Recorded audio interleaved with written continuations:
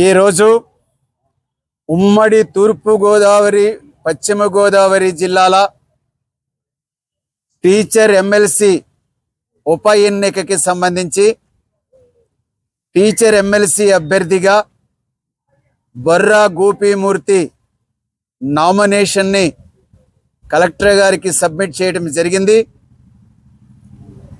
ఈ సందర్భంగా షాబ్జీ బాధాకరమైన మరణంతో జరుగుతున్నటువంటి ఉప ఎన్నిక కేవలం 2 సంవత్సరాల పైన ఆ కొద్ది పీరియడ్ ఉంటుంది। దీనికి పీడీఎఫ్ బొర్రా గోపీమూర్తిని అభ్యర్థిగా ప్రకటించింది। దీనికి ఈ ఉభయ గోదావరి జిల్లాలలో ఉన్నటువంటి అనేకమైనటువంటి అధ్యాపక సంఘాలు ఉపాధ్యాయ సంఘాలు ఈ అభ్యర్థిత్వాన్ని బలపరుస్తున్నాయి।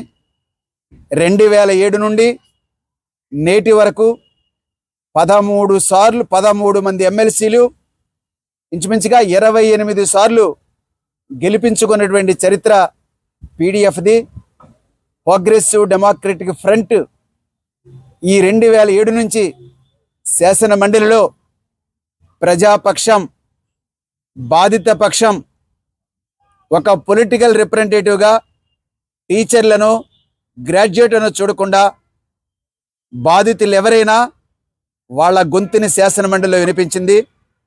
Inside council out side council ఆ రకమైనటువంటి ఒక నిజమైనటువంటి ప్రతిపక్ష పాత్ర పోషించింది। పాలక పక్షాన్ని కానీ ప్రతిపక్షాన్ని కానీ ఎవరిని ఉపేక్షించకుండా మా గొంతులు వినిపించామని చెప్పదలిచింది। నిజాన్ని వాస్తవాలని చాలా నిర్భీతిగా నిబద్ధతతో ఈ పాలకులని నిలదీశామని చెప్పదలిచింది। ప్రజా ఉద్యమ చరిత్ర ఉన్న వాళ్ళని మాత్రమే మేము అభ్యర్థులుగా పెట్టాం తప్ప ఇప్పుడు బయట ఎన్నికల్లో చూస్తున్నట్లుగా పార్లమెంటు శాసనసభ ఎన్నికల్లో చూస్తున్నట్లుగా కోట్ల కోటీశ్వరుల్ని డబ్బు ఉన్నటువంటి వాళ్ళని లేకుంటే ఏదో పలుకుబడి ఉన్నటువంటి వాళ్ళని మేము ఎంపిక చేయలేదు। అతి సామాన్యమైనటువంటి ఒక ప్రజాసంఘ చరిత్ర కలిగినటువంటి వాళ్ళని మాత్రమే అభ్యర్థులుగా పెట్టి గెలిపించుకోవడం జరిగింది। అందువల్ల ఈ చరిత్ర ఈ ఓటర్లందరికీ తెలుసు।